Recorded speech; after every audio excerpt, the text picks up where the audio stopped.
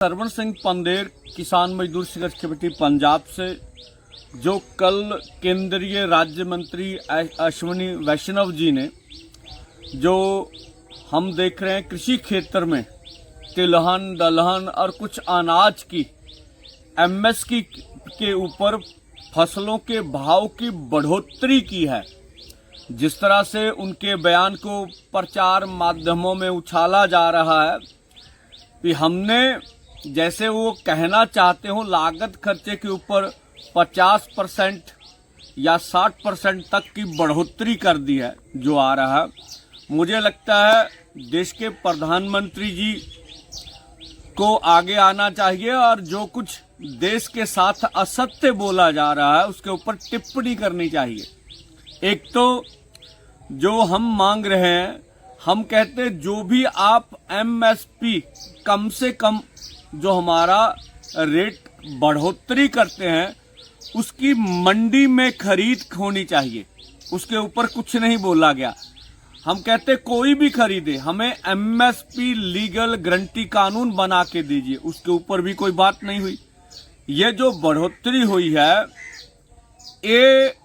A2+F formula जो है doctor Swaminathan commission का, जिसमें हमारे लागत खर्चे भी पूरे नहीं होते। जो A2+F है उसमें हमारी किसानों को, जो हमारी लेबर उसको स्किल वर्कर भी नहीं माना जाता, जिसके ऊपर फसलों की बढ़ोतरी हुई है। और हम जो मांग करते हैं वो डॉक्टर स्वामीनाथन कमीशन की रिपोर्ट के फार्मूले के अनुसार C250 के अनुसार फसलों के दाम की बढ़ोतरी की जाए। तो ये तो पहली बात तो ये है। दूसरा, अब जैसे बिहार जैसे राज्य हैं वहां मंडी ही नहीं है, जिन भी फसलों के आपने दाम बढ़ाएं वहां तो खरीदी नहीं होगी, प्राइवेट खरीदेंगे। पंजाब में अकेले धान के ऊपर आपने 69 रुपये दिए हैं, ये कुल फसल का 3% है।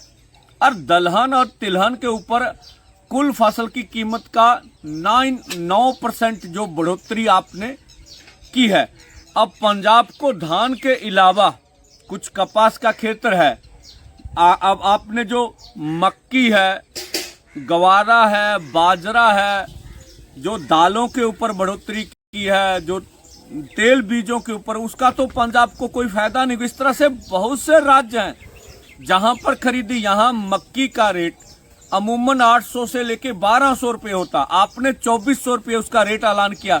रेट ऐलानने से मंत्री महोदय कुछ भी नहीं होने वाला। आप फसल की मंडी में खरीद कैसे हो इसके ऊपर विचार करिए। एक तो ये बात थी। दूसरा, 3 से लेके 9% हमारे फसलों के दाम बढ़े हैं, लेकिन खेती उर्वरक से हमारे जो कीटनाशक पेस्टिसाइड हैं, जो डीजल के रेट हैं, खेती मशीनरी के रेट हैं, इसी के साथ साथ जो हमारे खेती क्षेत्र में बीज हैं उनकी बढ़ोतरी। मैंने खुद धान का अभी जो बीज है 170 रुपये प्रति किलो लेके आया, और हमारी जो खरीदी होगी वो 2400 लगा लिए, 2400 में हमारा धान खरीदा जाएगा, हमें 170 रुपये किलो दिया जाएगा। तो ये हमारे जो लागत खर्चे हैं, देश में जो महंगाई बढ़ी है, हमें इससे कुछ भी किसान को लाभ होने वाला नहीं है। इसलिए हम बढ़ोतरी को नाकाफी समझते, मजाक समझते हैं।